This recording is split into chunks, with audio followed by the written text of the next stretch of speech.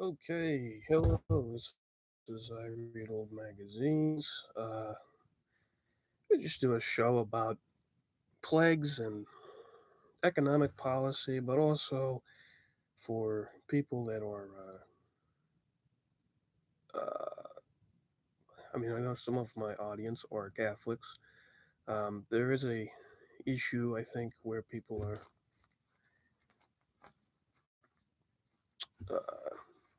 I want to say angry at the bishops for going along with the closures and quarantines, but also scared about the fact that they won't have access to the sacraments. And I think people need to look back to Clement the Sixth during the he was a pope in Avignon, and during the plague took preventative measures.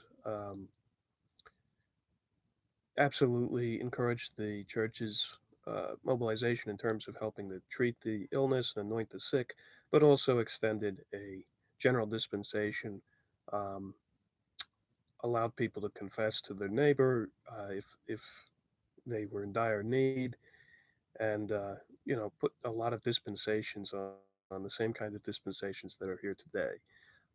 There's a lot of people that out of one side of their mouth, they'll say this is a Chinese bioweapon or an American bioweapon, and then they'll say that the coronavirus is a hoax. This is another thing which has me scratching my head in terms of some of the people that are listening to the news outlets around the neoconservative Zionist, and I'm just including the Zionist as one component of this. Catholic media. I mean, E. Michael Jones is now on Alex Jones Infowars talking about how this is a Chinese bioweapon, um, or maybe an American bioweapon. I have no idea. It's one or the other. Um, when you have these bioweapon claims, chances are it's a disinfo from one intelligence agency of one state. It's going to be pretty hard to figure out who actually released it. I think the um, AIDS as a bioweapon was a KGB disinformation campaign. So this could very much be related to the individuals tied around the Evolian fascist network, around Falun Gong and the Epoch Times, since we know that that is directly linked in with Steve Bannon and Alexander Dugin as part of the New Right media.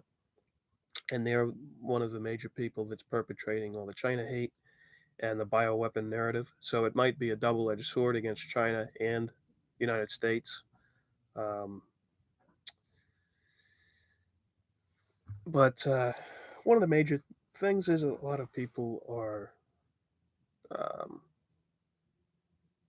going with a stance of outrage against the bishops. And I think if you look at Clement the Sixth and how he dealt with it, there were a lot of people at the time of the plague also who would heavily criticize the hierarchy of the church, and it was not helpful, and they turned into basically the Flagellant movement. So we're going to read about the Flagellant movement. In the thumbnail, we have the spread of the Cathar Albigensian heresy into Europe, and it's something that was never adequately dealt with in terms of um, you have an incredible kind of anti-science, anti-reason underpinning to a lot of beliefs with Catholics because this heresy was never adequately dealt with. And it culminated in Joseph de Maistre's Gnostic teachings that a lot of the Catholic traditionalist right, including people like Charles Coulomb or Alan Rule, took to heart. And what became the bases for the New Inquisition um, in the revival of the Jesuits under Pius the Seventh and his sometime collaboration with Napoleon, who also supported the New Inquisition, just like all of these Gnostic traditionalists around Joseph de Maistre. Um, Absolutely strange thing to happen, but this is what came out of the rejection of the Renaissance. Um,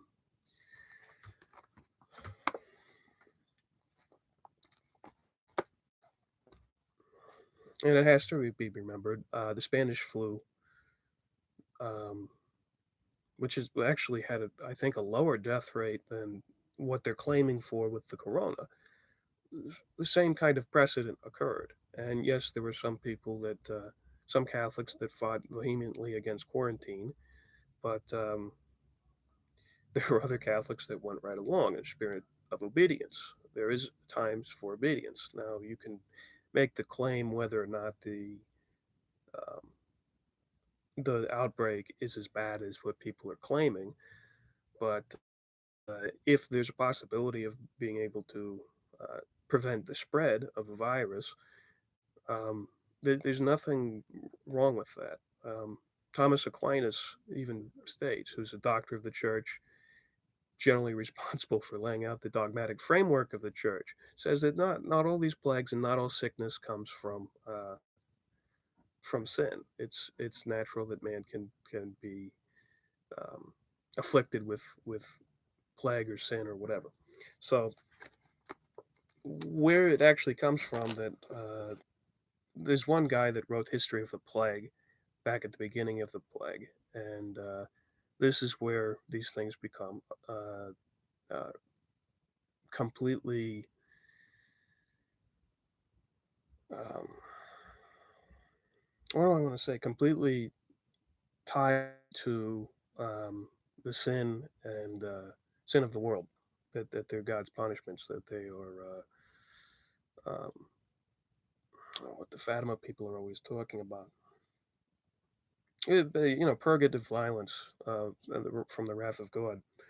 But in fact, the same people that are saying this during the Flagellant heresy, blaming the Jews for poisoning the wells. Does that make any sense? Or are they saying that Jews are God? It doesn't make any sense, does it? It's hypocrisy.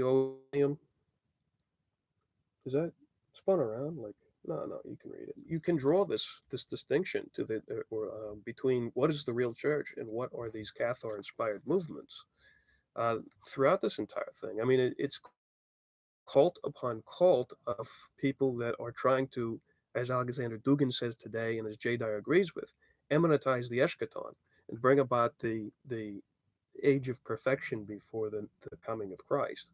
And it's the same thing that these Third Temple cults are in Jerusalem are trying to do. And it's strange that even the most traditionalist factions within Catholicism, like SSPX, has a Zionist wing, to which the SSPX resistance is generally known to be opposing, except a lot of those people have their own strange collections of beliefs. So, this is chapter 7 of this book, An Elite of Self Immolating Redeemers. The genesis of the flagellant movement. The practice of self flagellation seems to have been unknown in Europe until it was adopted by hermits in the monastic communities of Camaldoli and Fonta Alvalena early in the 11th century. The once invented the new form of penance spread rapidly until it had become not only a normal feature of monastic life through Latin Christendom, but the commonest of all penitential techniques. So much so that, in fact, the very meaning of disciplina was restricted to scourge. What it could mean to those who practiced it vividly, shown in the description within the 14th century friar, has left of his own experience. One winter's night, this man shut himself up in a cell and stripped himself naked, and took his scourge with the sharp spikes and beat himself on the body and on the arms and the legs till blood poured off him and from a man who had been cupped. One of the spikes on the scourge was bent like a hook, and whatever flesh it caught, it tore off. He beat himself so hard that the scourge broke into 3 bits, and the points flew against the wall. He stood there bleeding and gazed at himself. It was a wretched sight that he reminded in many ways of the appearance of the beloved Christ, when he was fearfully beaten. Out of piety for himself, he began to weep bitterly, and he knelt down, naked and covered in blood, in the frosty air, and prayed to God to wipe out his sins from before his gentle eyes. Now, I would not accuse this individual of being a heretic because, first of all, this kind of thing against yourself is not necessarily part of the heresy. It's the beliefs associated with it. But there's tons of things like this, practices that are not generally recommended, um, and eventually become outlawed. Things that would be considered traditional if you didn't have the entire sense of the Catholic faith, which is the unity of faith, reason, and tradition, defined in Vatican I. Um, if you, I've talked about this before, trying to refute J. Dyer, is Saint Basil and the Homoousian monks, Gregory of Nyssa, and whoever the other one is. They initially started out um, with the bisexual cults, more so asexual. I mean, it was these monasteries that had men and women who shaved their heads and lived as genderless, um, and also did all sorts of crazy um, mm, deprivations, but barely did anything out in the world. And Saint Basil even corrected them, despite the fact that Basil them did these kinds of hesychastic practices. But generally, Saint Basil helped redirect, um, especially Eastern kind of desert father related monastic practices towards going out in the world and doing things. Um, excuse me for a second.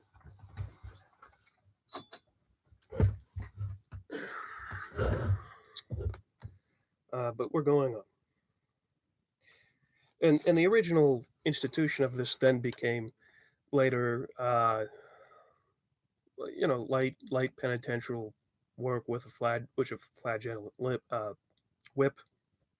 I think it might have been Saint Damien that now using it got way out of hand, and that was never intended to be used that way. So now today, this is practiced in the Philippines, which is also the center of Jesuit, one of the multiple centers in the world of the extreme Jesuit liberation theology, which is directly linked to Martin Heidegger and the personalist philosophy around Action Francois and the Spirit magazine circle that where the traditionalist movement as well came out of. There has to be this destruction of the dichotomy between modernist and traditionalist because they both have, uh, in general. I'm not saying that traditionalism is fundamentally based on error, but a lot of people end up believing in errors because mostly because of Joseph de Maistre. I mean, there's people that think that Kant was a Christian, which is absolutely insane, just because he was an Aristotelian. So there's this cult of Aristotelianism in philosophy within anything that justifies um, being against liberalism, humanism, whatever, suddenly becomes a Catholic virtue when it's not. There's two sides to these things, and it's a narrow path to belief. Going on, medieval self-flagellation was a grim torture which inflicted on themselves in the hope of inducing a judging. And I don't know if I said this, but this flagellation is practiced in the Philippines today with people that are modernists, um, and the most modernist followers of Jesuit liberation theology. So it's a one-sided thing. The kinds of people that are inclined to these things, but these kinds of things are more likely to be found in charismatic or fundamentalism, um, rather than somebody who has a long-standing understanding of the history of the church. Um, Inducing a judging and punishing God to put away his rod, to forgive their sins, to spare them the greater chastisements which would otherwise be theirs in the body of Christ. It is not surprising that laymen who became self-flagellants and then escaped from ecclesiastical supervision should often have themselves to be charged with the redemptive mission, which would secure not only their own salvation, but that of all mankind. Like the crusading paupers before them, heretical flagellant sects saw their penance as a collective imitatio Christi, possessing a unique eschatological value, emblematizing the eschaton. It was in the crowded Italian cities that organized flagellant processions appeared for the first time. Now, if you look at the Cathar map on the thumbnail, and at the same time that these movements were occurring, and you'll see some similarities to the Cathar tradition. The other thing is, um, which is the tradition of purgative violence. The other thing that shows up is something like Dante's Inferno. That now Dante wasn't a Cathar, but the structure of the seven heavens, or the which the Orthodox call the toll houses, is found in this Cathar tradition, and both Dante's Inferno, or the Divine Comedy, the Purgatoria, um, borrow from this the structure of this tradition. Dante did not intend to be a Cathar, though, when he used this structure, and it's the same structure that's found in Sufism, but they all initially come from the Cathar tradition, because that's where hesychasm comes from as well. Um, and holy fooldom, or the hesychastic variety of holy fooldom that's also found in Sufism. Okay. It was in the crowded Italian cities that the organized flagellant processions appeared for the first time. The movement was launched in 1260 by the hermit of Perugia and spread southward to Rome and northward to the Lombard cities, with such rapidity that the contemporaries, it appeared, a sudden epidemic of remorse. Led usually by priests, masses of men, youth, and boys marched day and night with banners and burning candles from town to town. And each time they came to the town, they would arrange themselves in groups before the church and flog themselves for hours on end. The impact with which the public penance made upon the general population was great. Criminals confessed, robbers restored their loot, and usurers the interest on their loans. Enemies were reconciled, and feuds were forgiven. Even the two warring parties, which were divided in Italy, the Guelphs, or the supporters of the Pope, and the Ghibellines, or the supporters of the Emperor, for a moment lost some of their intransigence. Whole towns became involved in the movement. Reggio, the chief magistrate, the bishop, and the guilds took part. As the processions moved away, they constantly increased in size until they were many thousand strong. But if at times people of all classes would join in, it was the poor who persevered, so that in the later stages of the movement they alone remained. The circumstances, so this is your lumpen proletariat. Um, the circumstances under which this first outbreak of mass self flagellation occurred are significant. Even by medieval standards, conditions in Italy at the movement were exceptionally hard. In 1258, there had been a famine. In 1259, a serious outbreak of plague. Above all, incessant warfare between the Guelph and Ghibelline had produced the country to a state of utmost misery and insecurity. The situation of the Guelph towns was particularly desperate, for their cause had just suffered a heavy blow when the Florentines were defeated at Monteperto, which fearful slaughter by the Tuscan Ghibellines. Frederick's second son, Manfred, seemed well on the way to establishing his sway over the whole of Italy. It was not for nothing that the flagellant movement started in the Guelph city and flourished among most Guelphs. Yet all these afflictions were felt to be but preclude a final and overwhelming catastrophe.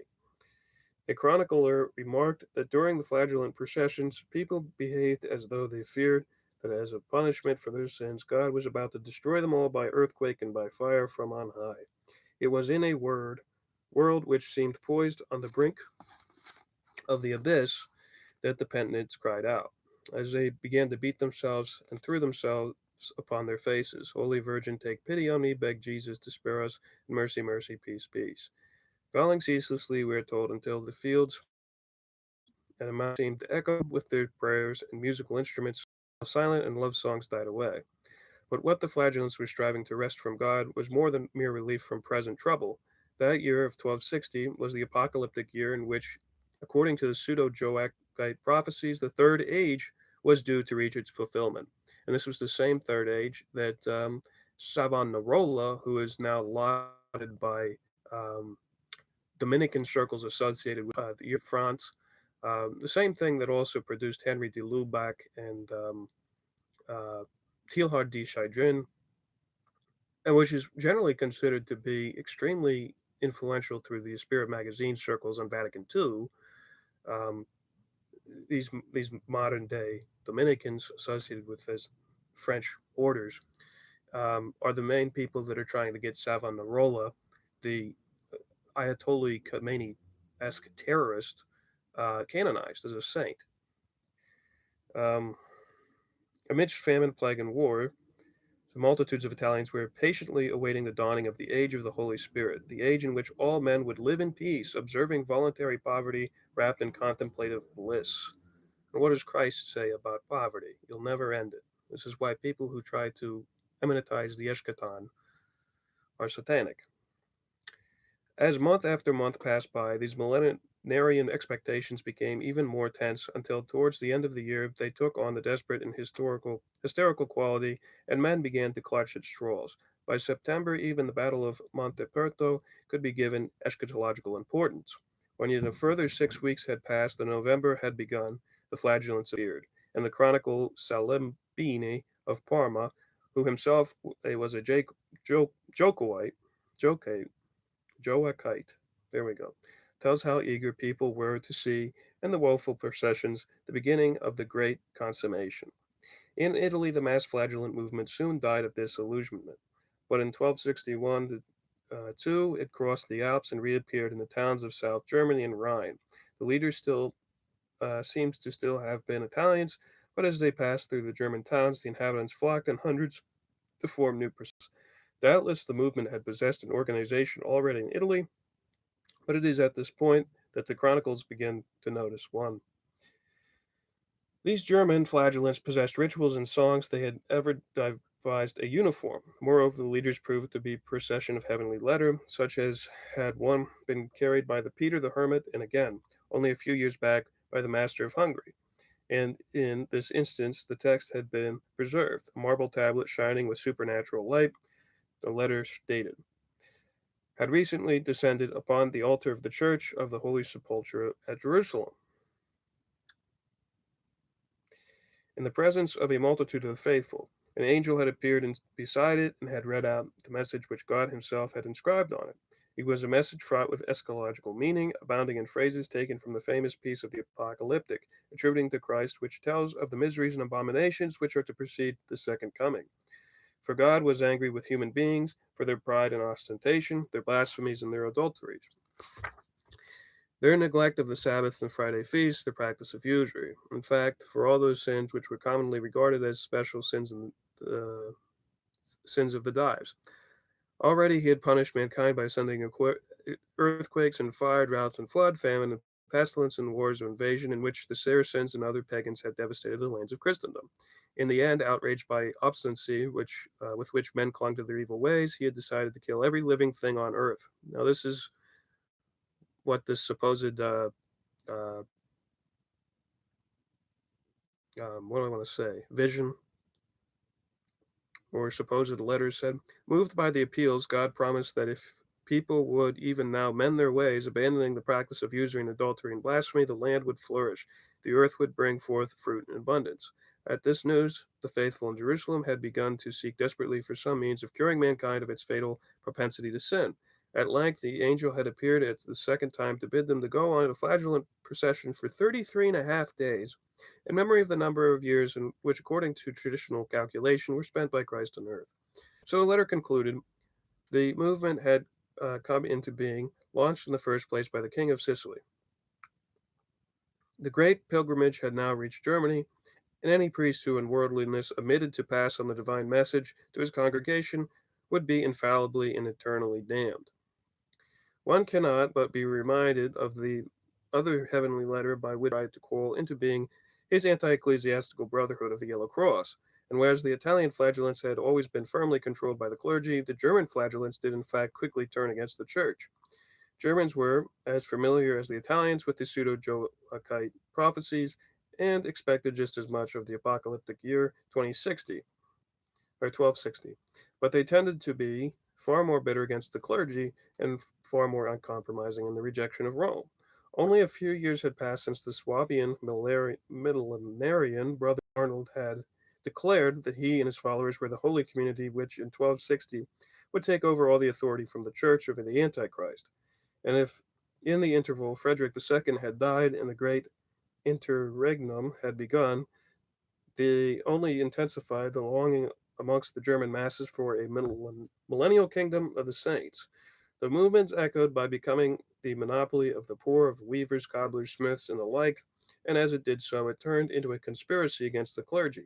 The flagellants began to claim but they were able to achieve salvation by their merits, and without it, the aid of the church, even the very act of taking part in one of their own processions absolved the man from all sin.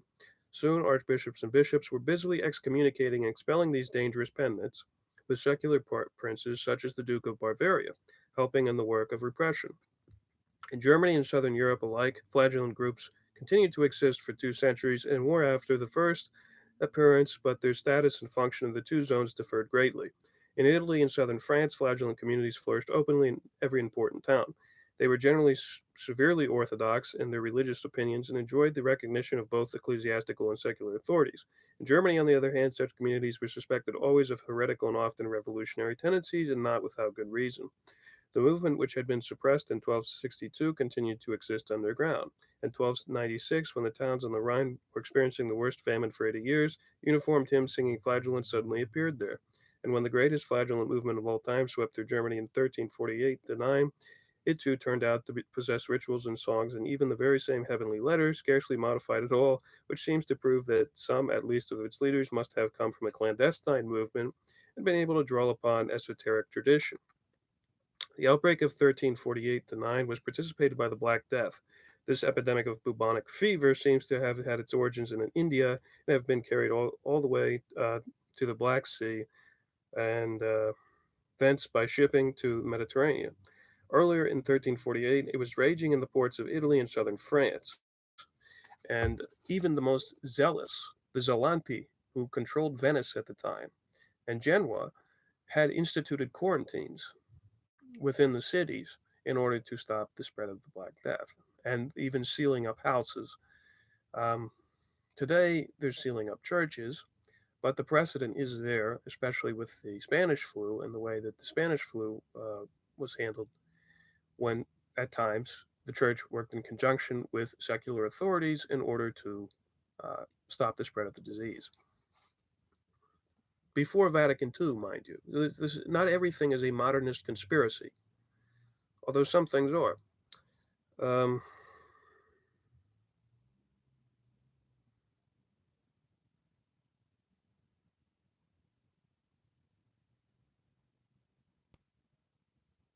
From the coast of Western Europe, it traveled slowly along the trade routes until it had reached every country except Poland. Poland closed its borders, which established quarantine at its frontiers, and Bohemia, which was protected by mountains. In each area, the epidemic lasted from 4 to 6 months, and the crowded towns and plague flourished exceedingly. Overwhelmingly, all efforts to check it, corpses lay unbridled in churchyards. It seems certain that, in the terms of the rate of mortality, the plague was incomparably the greatest catastrophe that has befallen Western Europe in the last 1,000 years, far greater than two world wars together. Responsible modern authorities estimate that in 1348 to 9, about a third of the population perished. Now, the 30 Years' War killed in normal medieval fashion as a divine chastisement for the transgressions of a sinful world. The flagellants processions were in part an attempt to divert the chastisement, and a new paragraph was added to the heavenly letter to stress this point. It was the rumor and foreboding of the plague rather than the experience of it that brought the processions into being. Usually, they had disappeared well before the plague itself arrived. From Hungary, where it seems to have started in the late 13th, the movement spread westward to flourish above all in the towns of central and southern Germany, and finally of the Rhine Valley, whence it radiated on the one hand into Westphalia, and on the other into the Brabant, Hainaut, and Flanders, and France until it had been checked by the king. From the Low Countries, a contingent took ship from London, where it performed in front of St. Paul's, but in England the movement found no followers. Considering the manner in which it operated, the movement spread rapidly. In March, for instance, it reached Bohemia; in April, Magdeburg and Lubeck; in May, Würzburg and Augsburg; in June, Strasbourg and Constance; in July, Flanders. Nevertheless, it did not move in a steady sweep. The main streams were full minor currents, cross currents, and eddies. The flagellants proceeded in bands varying from size of 50 to 500 or more. At Strasbourg, a new band arrived each week for half a year. About 1,000 burghers are said to have joined them and moved off, some up and some down the river. At Tournai, a new band arrived every few days from mid-August to the beginning of October. In the first 2 weeks of the period, bands arrived from Bourges, Ghent, Sluys, Dordrecht, and Liège. Then Tournai itself joined in and sent off a band in the direction of Soissons. To conceive the movement as a one whole must picture a number of regions passing one after another in a state of emotional agitation, which would remain in full force for some 3 months and then gradually subside. In the east, where the movement began, it was over by the middle of the year. In central and southern Germany, uh, it began to wane soon afterwards. Uh, the number of men who took part at one stage or another must have been great. Figures are hard to come by, but it is reliably reported that a single monastery in the Low Countries, which became a place of pilgrimage for the Flagellants, had to provide food for 2,500 people in half a year, and the Flagellants arriving at Tournai in 2.5 months numbered 5,300. It is said, though perhaps with some exaggeration, that when Erfurt refused to open its gates to the Flagellants, some 3,000 encamped outside the walls. What made of this mass self flagellation something more than an epidemic, something which can probably be called a movement, was the way in which it was organized. Um,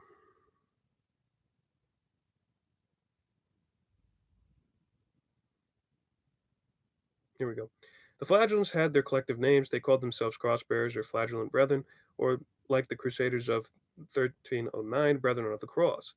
Like their precursors in 1262, and for that matter, like the Crusaders, they wore a uniform, in this case, a white robe with a red cross. And some of them just wore white robes. This was exactly what the Cathari wore, and that's why they called themselves the Bianchi for white. Um, and before that, behind in a hat or hood similarly marked. Each band of flagellants was commanded by a leader who had significantly to be a layman. This master, or father, as he was called, heard the confessions of the members and, as the clergy noted with horror, imposed penances and granted absolutions, both during the public flagellations and private. Each member had to swear absolute obedience to his master for the duration of the procession, and that duration, too, was fixed. Except for some short local processions in the Low Countries, which were organized by the church, it was always the mystic 33 and a half days. During the period, the flagellants were subjected to a rigorous discipline. They were not allowed to bathe or shave, or change their clothes, or sleep in soft beds. Gee, that's really going to stop the plague. If they were offered hospitality, they could wash their hands only when kneeling on the floor as a token of humility. Now, the church had a long standing tradition. I think maybe Satan Roque, one of the saints, generally started the idea that the monasteries and monastics were to be trained as health officials. Um, and they were borrowed from secular Greek sciences, some from Indian sciences. And without that, we would have never had modern medicine. Um, and hospitality was the definition of this. Um, I mean, these people are rejecting that. They were not allowed to speak to one another without the master's permission. Above all, they were forbidden to have any dealings with women. Now, the athos monks do today is even though they believe that the clergy should marry, they actually believe that and teach to even the secular that relations with a woman is sinful, even if it's your wife, which is a heresy. They had to avoid their wives in the house where they were lodged. They could not be served at the table by woman. If a flagellant spoke a single word to a woman, he had to kneel down before the master, who would beat him, saying, "Arise by the honor of pure martyrdom, and henceforth guard yourself against sin." When they came to the town, the flagellants would make their way to the church from a circle in front of it, take off,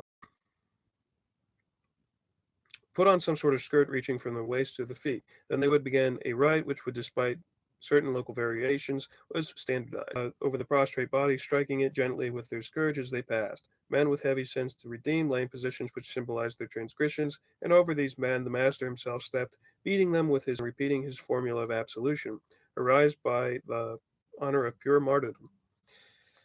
When the last man had lain down, all the rose to their feet, and the beat themselves rhythmically with leather scourges armed with iron spikes, singing hymns. Meanwhile, the circle led the singing, at certain passages 3 times in each hymn. all would fall down as though struck by lightning and lie there with outstretched arms, sobbing and praying. Now, if you read William Sargent, his analysis on called brainwashing, and their plan was to use this against the American population because he was a Tavistock psychiatrist, and they deliberately talk about using this. Um, this sounds very what they observed in evangelical and charismatic populations, and the same kinds of effects were found in what he called Beatlemania or um, if by any chance a woman or priest entered the circle, the whole flagellation became invalid and had to be repeated from the beginning. So a priest, no, you can't have a priest. This is like the old believers as well, that Alexander Dugin comes from. Each day, two complete flagellations were performed in public, and each night a third was performed in the privacy of the bedroom. Flagellants did their work with such thoroughness that often the spikes of their scourge stuck out in the flesh and had to be wrenched out. Their blood spurted on the walls, and their bodies turned to swollen masses of blue flesh. The mass of the population was very favorably disposed towards the flagellants. Wherever the penitents went, great crowds flocked to watch and listen. The psalm writes, the fearful beatings, the hymns, perhaps the only ones which had yet been heard in a language understandable to the masses. And as a culmination, the regarding of the heavenly letter produced an overwhelming effect, so that the whole audience would be swept by the sobbing and groaning. Nobody questioned the authenticity of the letter. The flagellants were regarded as they regarded themselves, not simply as penitents who were atoning for their own sins, but as martyrs who were taking up themselves the sins of the whole world and therefore averting the plague, indeed, the annihilation of mankind. It became a privilege to welcome and assist such people. When a flagellant procession approached a town, the bells were rung, and when the flagellant was over, the inhabitants hastened to invite the participants to the house. People were glad to contribute towards the cost of the candles and flags. Even the urban authorities drew freely upon public funds. It was the story of the pastoral over and over again. As at all times since civilization had begun to revive and material wealth to increase, the urban masses were dissatisfied with the clergy, in whom, with whatever justice, they could see as nothing but worldliness.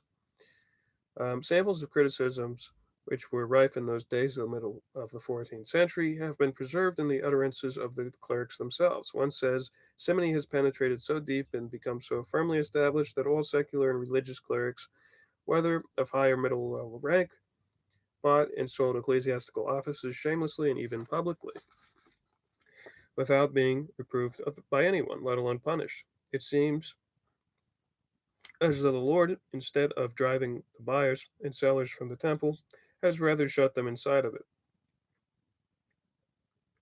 The Roman Curia, by incapable, raw, ignorant, young, and inexperienced men, with whatever they could collect, whether by theft or other means, or else they grabbed them in some other way. Hence it comes that it is now not easy to suggest to find among the secular regular clergy persons who can be respected, although they used to be quiet. Look at the abbots, priors, guardians, masters, lecturers, provosts, and canons, and sigh.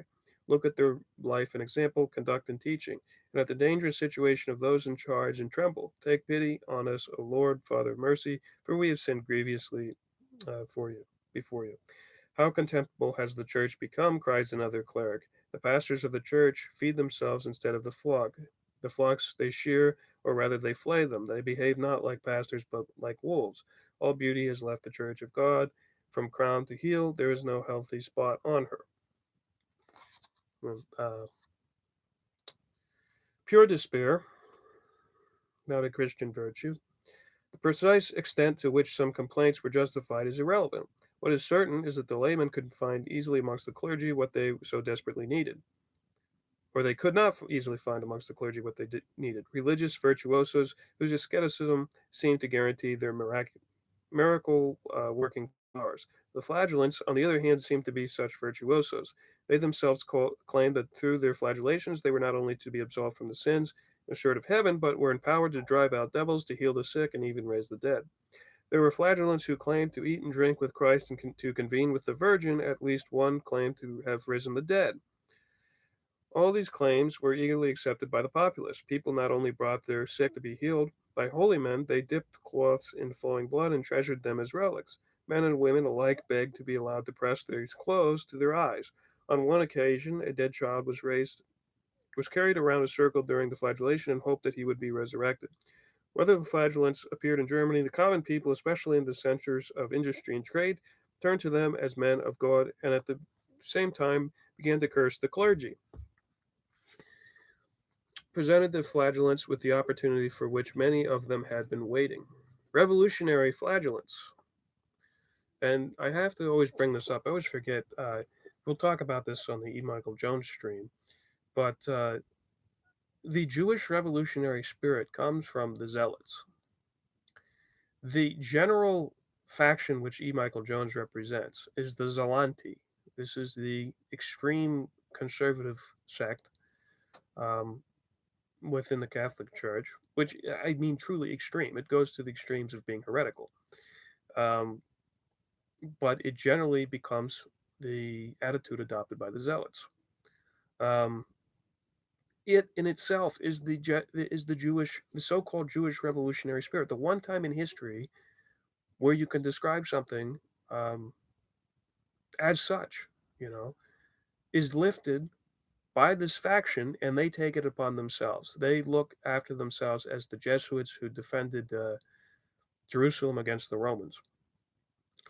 And yeah, E. Michael Jones doesn't bring this fact up um, because he's a hypocrite. Um, but going on, revolutionary flagellants. It was only in limited areas of the Low Country that the flagellant movement of the 1349 was effectively controlled by the clergy. In other parts of the Low Countries and all over Germany, it ended as a militant and bloodthirsty pursuit of the millennium. The moment was most propitious to such a development, for eschatological expectations were more than usually widespread and intense. It is no coincidence that it was in these years that the most famous of the German Antichrist plays were composed and performed.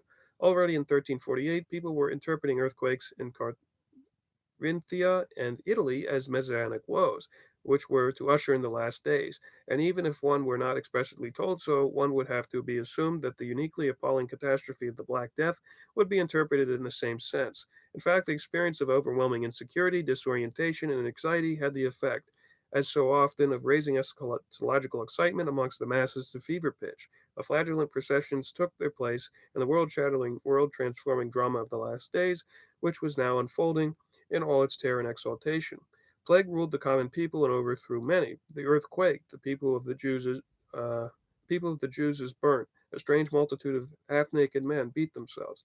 And beyond these tribulations there lay, of course, the millennium. Multitudes were living in expectation of the coming warrior Messiah. This is what the Sadducees and Pharisees thought Jesus would be, was a warrior Messiah, such as was later to fascinate the revolutionary of the Upper Rhine. Precisely under the year 1348, John of Winterthur notes how generally and eagerly the common people were expected a resurrected Emperor Frederick who would massacre the clergy and compel the rich to wed the poor. It was also for that year, 1348, that a certain great astrologer was supposed to have forecast not only the plague, but also the advent of the emperor who would scatter and judge the Pope and his cardinals, overthrow the King of France, and establish his own dominion over all countries. Many of the flagellants themselves certainly lived in a world of millenarian fantasy.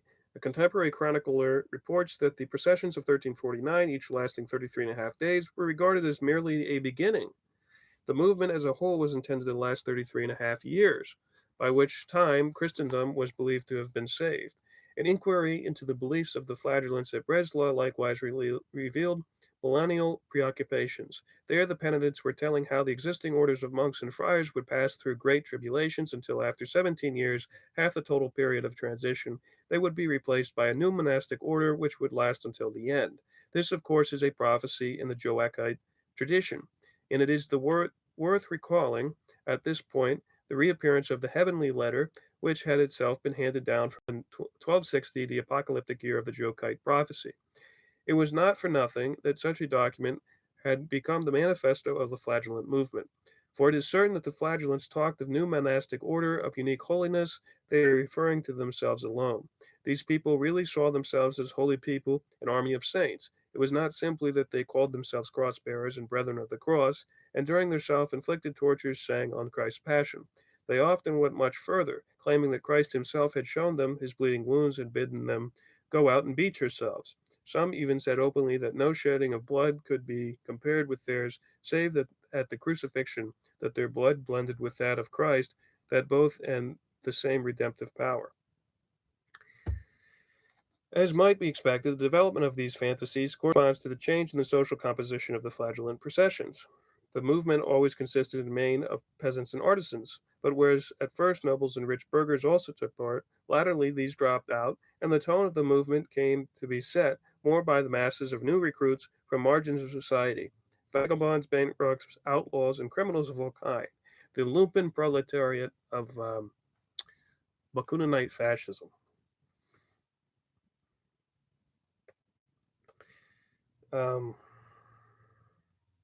At the same time, leadership passed in the hands of a number of prophetae who seemed to have consisted largely of dissident or apostate clerics. When the Pope finally decided to issue a bull against the flagellants, he made it plain that he regarded the majority as a simple folk who had been led astray by heretics who themselves very well knew what they were doing. He added that these heretics included numbers of monks and friars, and that such men be arrested without fail. A chronicler of the Low Countries also expressed the view that the movement was organized with the object of destroying the clergy and the church by apostate monks in Germany. And 3 years after the movement had disappeared from view, the Archbishop of Cologne was still threatening excommunication to deacons and subordinate clerics who had taken part of it, unless they could produce witnesses to swear their innocence. What lay behind such accusations is shown by the happenings at Breslau. Not only condemned the clergy, but utterly repudiated the clergy's claim to supernatural authority. They denied that the sacrament of the Eucharist had any meaning, and when the host was elevated, they refused to show it reverence. They made a practice of interrupting church services, saying that their own ceremonies and hymns alone had value. They set themselves above pope and clergy, on the grounds that whereas ecclesiastics could point only to the Bible and to the tradition as the source of their authority, they themselves had been taught directly by the Holy Spirit, which had sent them out across the world. The flagellants absolutely refused to hear criticism from any cleric. On the contrary, just like the master of Hungary, they declared that any priest who contradicted them should be dragged from his pulpit and burnt at the stake. When two Dominicans ventured to dispute with a flagellant band, they were stoned, one being killed and the other escaping only by flight. And similar incidents occurred elsewhere. At times, flagellants would use the populace on to stone the clergy.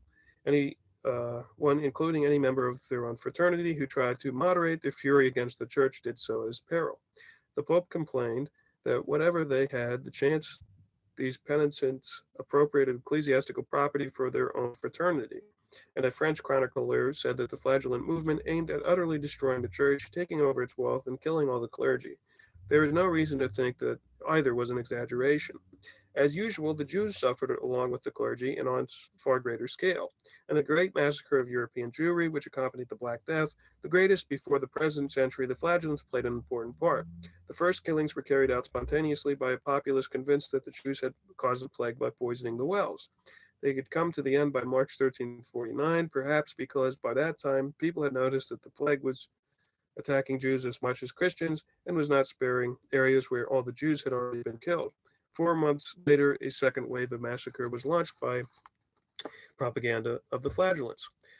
Wherever the authorities had so far protected the Jews, these hordes now demanded their massacre. When in July 1349 flagellants entered Frankfurt, they rushed straight into the Jewish quarter, where the townsfolk joined them in ecstasy. The town authorities were so perturbed by the incident that they drove the penitents from their town and reinforced the gates to prevent their return. A month later, massacres took place simultaneously at Mainz and Cologne. During a flagellant ceremony at Mainz, the crowd of spectators suddenly ran amok and fell upon the Jews. With the result, the largest community in Germany was annihilated. At Cologne, a flagellant band, which had for some time been encamped outside, entered the town and collected a great crowd of the well poisoning that launched the massacre, in which the whole community of 600 Jews was killed, despite the efforts of the Duke of Brabant to protect it. Through areas of the Low Countries, the flagellants, aided by the masses of the poor, burnt and drowned all the Jews they could find, because they thought to please God in that way. The sources are scanty, and it is impossible to say how many such massacres were led or instigated by the Flagellants during the second half of 1349, but they must have been numerous. The Jews themselves came to regard the Flagellants as the worst enemies, while the Pope gave one of his chief complaints against the Flagellants that most of them, or their followers beneath an appearance of piety, set their hands to cruel and impious works, shedding the blood of the Jews, whom Christian piety accepts and sustains. This, at least 9, completed the deterioration in the position of the Jews, which had begun in 196. Throughout the remainder of the Middle Ages, the Jewish communities in Germany remained small and poor, and moreover condemned to the segregation of the ghetto. This is where Christian solidarism and distributism and all of the Bakuninite corporatist ideas that have very little to do with Leo XIII's encyclical on the matter um, draw their influences.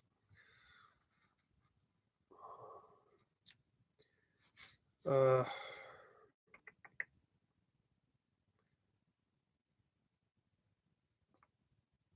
the Pope accused them of robbing and killing laymen as well as clerics and Jews, while a chronicler specifies that it was the well-to-do whom they assaulted. Certainly, those hordes did, in the end, like the Pastoreaux, come to be feared by the great. In France, Philip V forbade public self-flagellation on the pain of death, and thus was able to prevent the movement from penetrating further than Picardy. In Germany, some towns such as Erfurt closed their gates to flagellant hordes, while others such as Aachen and Nuremberg promised death to any flagellant found within their walls. So I emphasize these people are spreading plague throughout the land through their movements, as well as killing people that may or may not be sick. But here we see the secular authority stepping in. The plague in 1400 accompanied. In that year, flagellants were imprisoned at Visa on the Maas. Resistant proletarian and cloth rulers rose and overthrew the magistracy, and its supporters admitted the penitents, and then, fortified by the presence of these holy men, closed the gates against the overlord of the town, the Bishop of Liege. By the second half of 1349, the flagellant movement had become a force so anarchic as the two great risings of the Pastoreaux, and had mobilized against itself the same coalition in ecclesiastical and secular powers. Princes and bishops in areas disturbed by the flagellants went to Sorbonne for activities. The Sorbonne referred the matter to the Pope at Avignon, but Elsa sent him of its doctors the Flemish monk Jean du Fait, who had studied the movement in its homeland. When the plague had first reached southern France in May of the preceding year, Clement VI had himself instituted flagellations in which vast numbers of both sexes had taken part. Later, he realized the danger of such performances. A band of the flagellants which arrived at Avignon from Basel met with a rebuke. Now du Fait's report evoked an immediate response. In October 1349, the Pope issued a bull against the flagellants. After summarizing their doctrinal vagaries and their offenses against the clergy and the Jews, the bull pointed out that these people were already ignoring the secular authorities, and added that if they were not opposed now, they might soon be beyond opposing. The sect was therefore to be suppressed. The masters of error who had elaborated its doctrines were to be arrested and dealt with, if necessary, by burning. The bull was dispatched to the archbishops in Germany, Poland, France, England, and Sweden, and was followed by letters to the King of France and England. The University of Paris, too, now pronounced its formal condemnation, and clerics hastened to write tracts against the flagellants. The effect of the bull was immediate. Archbishops and bishops throughout Germany and the Low Countries forbade all further flagellant processions. Many parish priests and chaplains and canons were unfrocked and excommunicated, and made their way to Avignon to seek absolution. The secular authorities cooperated enthusiastically in repressing the movement. Those towns which were still being frequented by flagellants took steps to remove them. We hear of flagellants being beheaded at the order of the Count, and Westphalia being hanged. At the behest of the archbishop, the urban authorities and the see of Trier set about executing flagellants and nearly exterminating them. Under pressure of persecution, almost all the penitents quickly abandoned their movement, vanishing, as one chronicler puts it, as suddenly as they had come, like night phantoms or mocking ghosts. Some literally tore off their uniforms and fled. In the following year, which had happened to be the Holy Year, many were doing penance by being beaten, this time by clerics before the high altar of St. Peter's at Rome. Nevertheless, the movement lingered on here and there. The town of Tournai found it necessary to renew its prohibitions. prohibitions periodically up till 1351. The Bishop of Utrecht was still pursuing flagellants in 1353. The Archbishop of Cologne had to deal with them in 1353 and again in 1357. Thereafter, no more is heard of the flagellants in those western areas. Set in the context of medieval popular eschatology, the story of the flagellant movement of 1349 is one obvious inquiry. Was there somewhere in Germany some self appointed Messiah who was trying to be, by means of the flagellant movement, to bring about a state of affairs in which he could publicly assume the role of eschatological savior? So, uh, Ecclesiastics. Let's see, are we.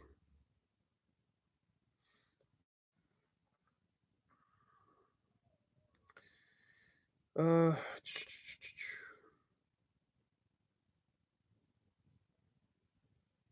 Unfortunately, the sources provide no answer. One who, after spending many years as a hermit, claimed to have become the Son of God, for which he was burnt as a heretic. That, of course, does not establish the existence of 1349 of a similar figure in Germany. It merely makes one seem more probable. On the other hand, there is abundant information concerning a flagellant messiah called Konrad Schmidt, a true counterpart of the Italian heresiarch and at the same time a pseudo Frederick, who in the 1360s headed the movement which, under pressure of persecution, had turned into a clandestine sect in towns of central and southern Germany. The story of this man and his followers is worth examining in some detail. The secret flagellants of Thuringia. A layman who had sufficiently literate to steep himself in apocalyptic prophecies in a monastery library, Konrad Schmidt, was also thoroughly familiar with the traditional, more or less esoteric lore of the early flagellant movements. In many respects, his own doctrine was simply that of the penitents of 1348 to 9, for his followers saw as it had been a collective imitatio Christi, a redemptive sacrifice which alone protected the world from final overwhelming catastrophe, and by virtue of which themselves became a holy elite. For them, too, it was a matter of course to reject the Church of Rome and all its works, to ridicule the Eucharist, to call churches dens of thieves, and to denounce the clergy as blood-sucking charlatans, whose true nature stood reefs of the apocalypse. Even in repudiating the authority of secular powers as well, it insisting that the emperor no more claimed than the pope on their submission, and that all laws without exception were annulled for them. These sectarians merely confirm what could be surmised already from the behavior of their predecessors. In other respects, however, Schmidt's teachings are most illuminating, for in them the messianic faith, which had always been implicit in the flagellant movement in Germany, is proclaimed with the greatest possible emphasis. According to teachings, the prophecies of Isaiah, which were regarded traditionally as foretelling the coming of Christ, really referred to the coming of Schmidt, who was now the sole bearer of the true religion. From this, it would seem that when Schmidt's Catholic adversaries said that he believed himself to be God, they were speaking the sober truth. At the same time, the flagellant leaders assumed the title King of Thuringia. Nowhere else in central Germany, which at that time had been known as Thuringia, no town or village had remained unaffected. The flagellants had become so popular and so powerful that they openly incited the common people to stone the clergy. The town of Erfurt had closed its gates in panic while hordes of flagellants encamped outside. Yet, in assuming the style of king of Thuringia, Schmidt was simply recognizing a region recognizing a region which had particularly favorable to his apostolate. Thuringia was also a region which had played a unique part in the building up of the body of folklore concerning the future Emperor Frederick. This is the great Catholic monarch of these days. From 1314 to 1323, Thuringia had been ruled by the grandson of Frederick II, the Margrave Frederick the Undaunted. Now, let's see what line Frederick II's from. Because if it's a Habsburg, I'm going to shit myself.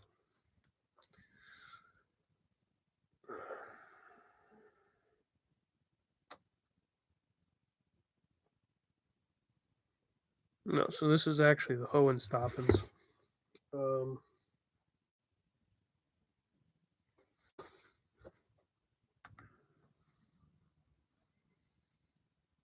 Who I believe, if I'm correct, were eventually defeated by the Guelphs and the Habsburg family.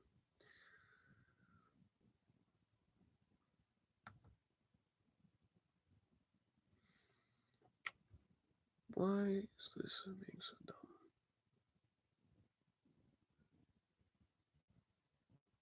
Oh, they well, okay. They are Welfs.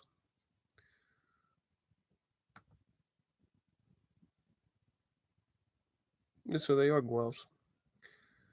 But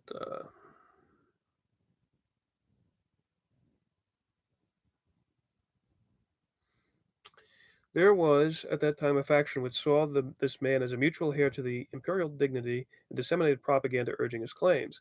While in the eye of the common people, he became an eschatological figure. It was widely believed that he bore the miraculous birthmark, the luminous gold cross between the shoulder blades, which was predestined sign of the emperor of the last days, and he expected to carry out the final chastisement of the clergy. After his death, the figure of Frederick the Undaunted merged into that of his maternal grandfather, the emperor.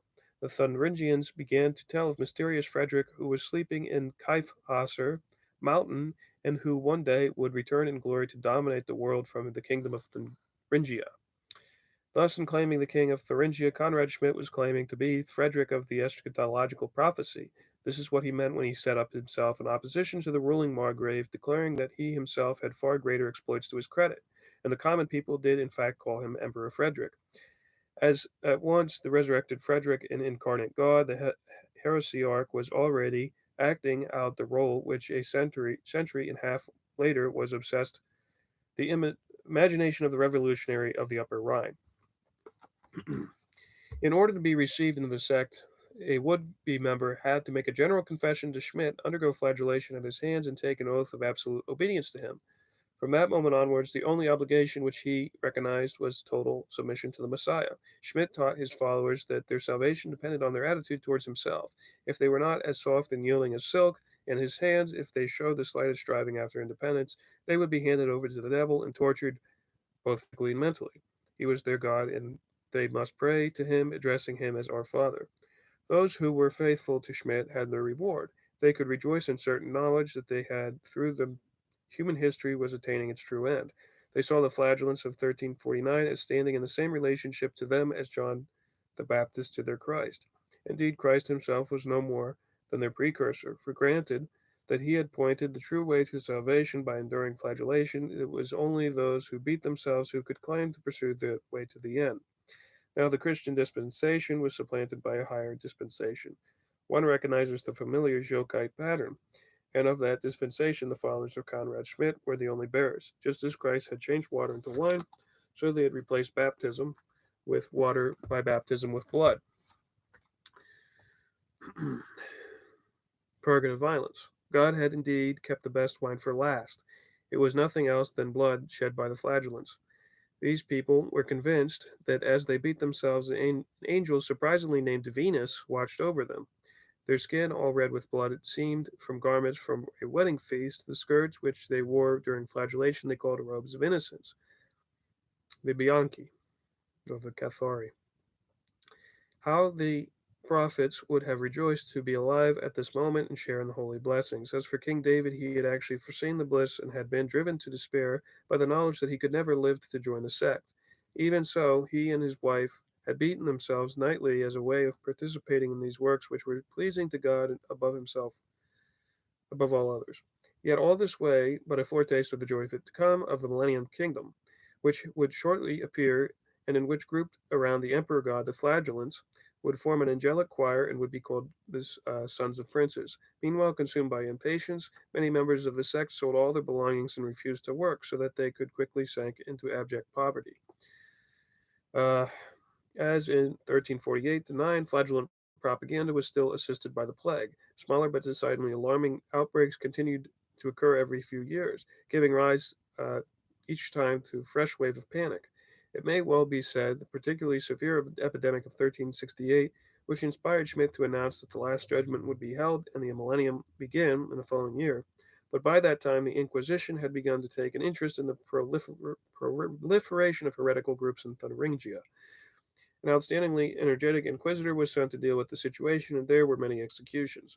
There are grounds for believing that Konrad Schmidt was one of 7 heretics who were burnt at the stake in 1368 at Nordhausen, a bare 15 miles away from the Kaifhauser mountain, from which, as the resurrected Frederick, he's supposed to have emerged. Once more, the ecclesiastical authorities set about stamping out the flagellant movement in Germany. In 1370, the Bishop of Würzburg forbade flagellation in the diocese, and 2 years later, the Pope was encouraging the Inquisition in Germany to deal promptly with the flagellants it could lay its hands on. But still, the movement continued underground. In 1391, the two new flagellant groups were found among the peasants and artisans around Heidelberg, and the Inquisition, who dealt with them, thought it best to proceed immediately to Schmidt's old headquarters in Thuringia. There he found that the plague was raging and the Jews were being slaughtered, and without difficulty he discovered a group of heretical flagellants at Erfurt. The leaders of the group were burnt, on others penances were imposed, while the rest simply fled.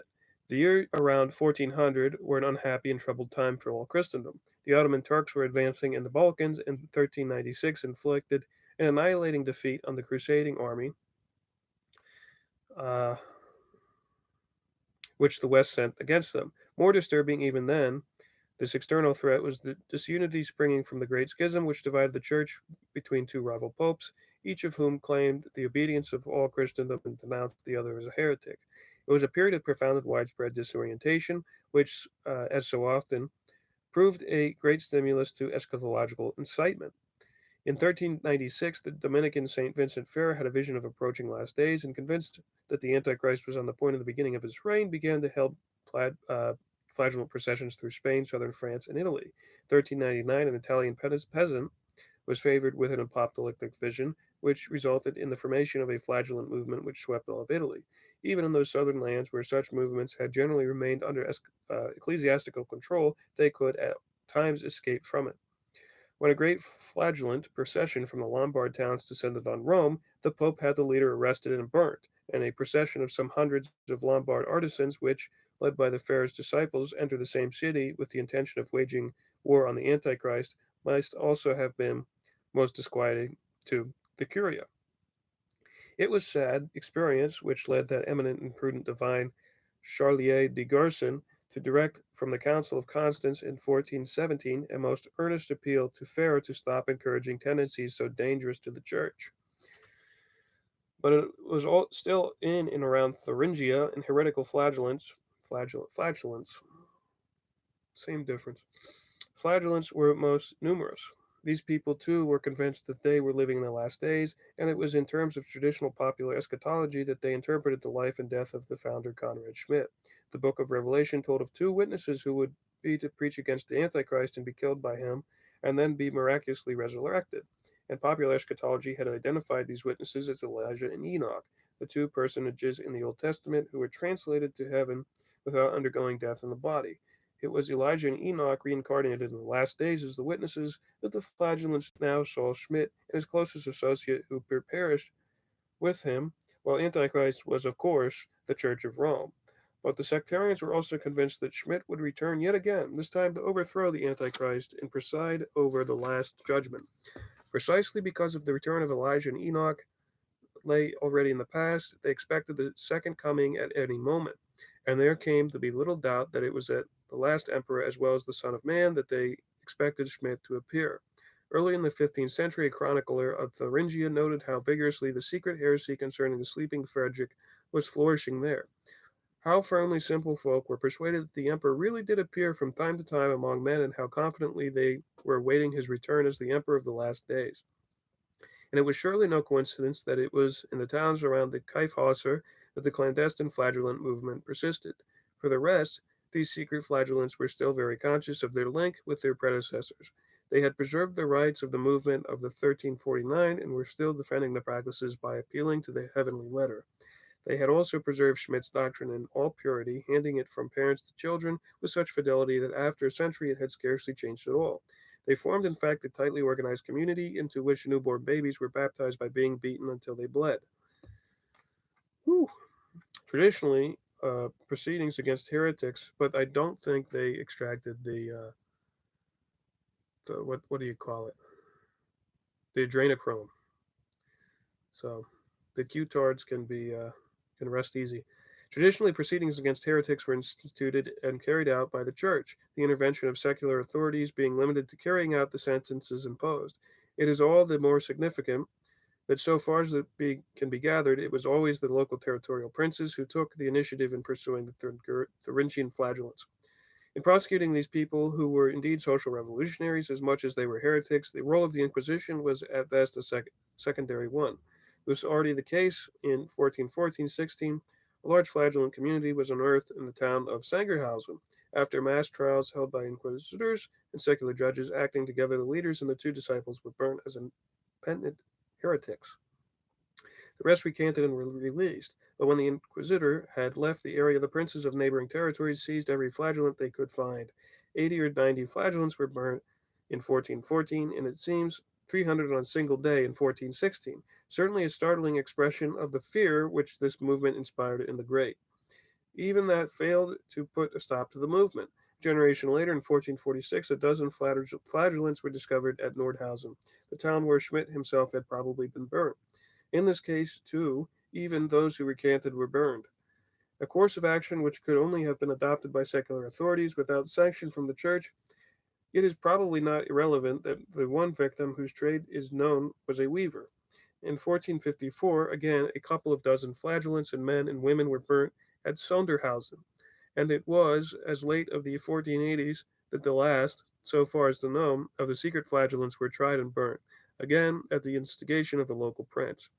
If thereafter no more is heard of the sect, it is still of some interest that the district where it flourished most was the district which was to witness the exploits of Thomas Munster, the village where in 1488 or 1489 the Profeta of the Peasants' War was born, lies within a few miles of Nordhausen, and so does the scene of the massacre which overwhelmed his peasant army.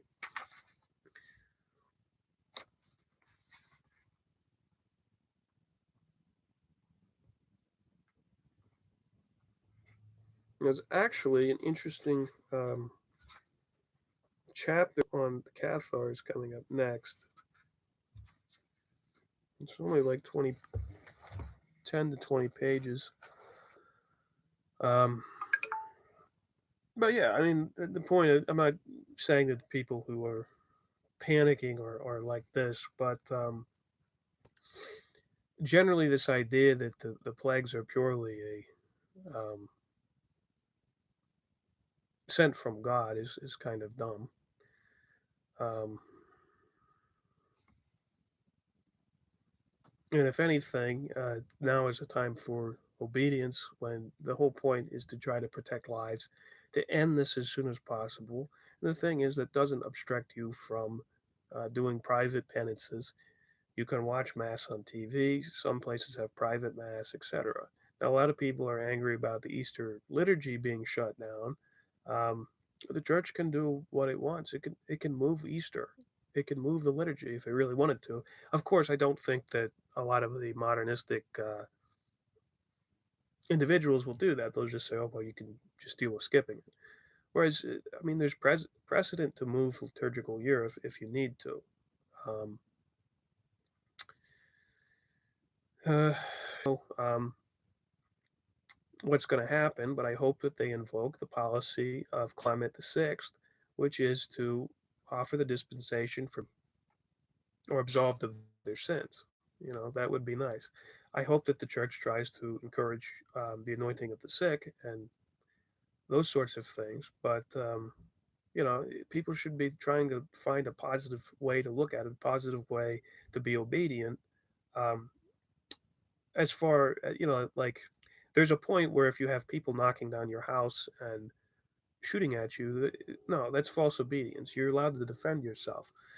But in something like this, where it's rather reasonable that the infection rates and the death rates are rising in the United States, you have to wait it out when it comes. It's you do private penances. Don't try to create a campaign against uh, the higher ups and the clergy, and things will turn out all right. Just have hope and have faith, but also have faith in science as well, and the miracles of modern medicine and the lessons of. Um, so yeah, it's kind of a dumb lecture at the end there, but I think I might read the next chapter in another video. I think modernism. Um, so thanks a lot for watching, anybody. Yes, I am a Catholic, but like I said, I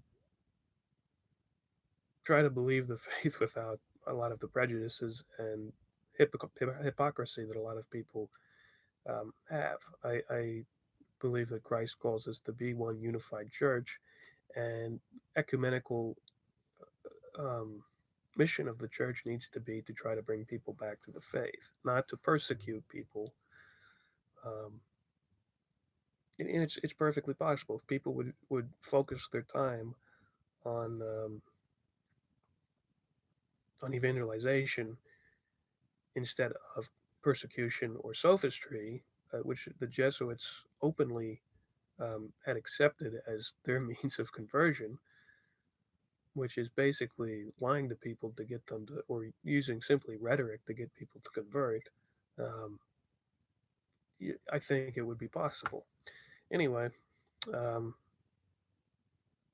have a good night. God bless you all. I hope God protects you all in the midst of the corona and all the insanity that ensues. So have a good night. Thank you for watching. Oink oink. Thank you for the thank you. You're welcome. You're very welcome. And have a good night.